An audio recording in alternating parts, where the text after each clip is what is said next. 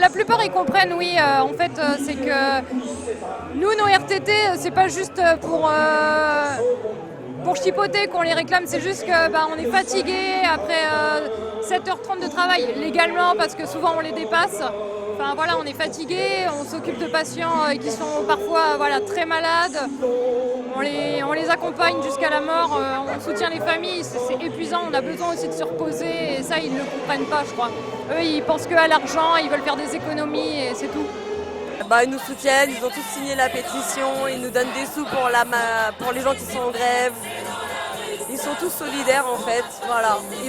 Eux, on leur a rien, on n'a pas empêché leur hospitalisation, ils sont soignés, donc voilà.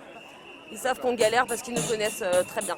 Nous sommes dans une période difficile puisque nous abordons la période estivale. Mais pour autant, la mobilisation, elle demeure. Et nous sommes déterminés jusqu'à la rentrée, tout le temps qu'il faudra, parce que la lutte ne fait que débuter, à faire échec au projet de la réforme de la réorganisation du temps de travail, appelé comme ça, mais qui en fait est une remise en cause de la réduction du temps de travail à la PHP et dans les hôpitaux au niveau national.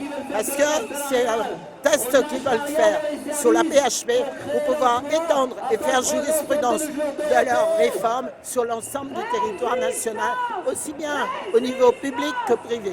Martin Hirsch va sûrement en profiter pour faire passer son texte à ce moment-là, donc nous on surveille quand même pour éviter qu'il le fasse passer à ce moment-là, sinon on se remobilise je pense au maximum.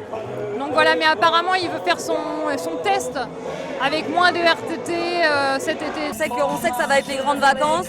Personnellement, on va encore continuer à foutre le bordel à l'hôpital, à Beaujon, pour montrer encore notre mécontentement, parce qu'en juillet-août, pour nous, c'est des mois très critiques, avec la chaleur, le manque d'effectifs, les fermetures de lits. Donc je pense que cet été, ça va être très très chaud encore dans les hostos et on ne va pas oublier, c'est clair et net. Et on va encore se mobiliser dans tous les syndicats, on va s'appeler entre hôpitaux, communiquer sur Facebook, Internet et on ne va pas lâcher.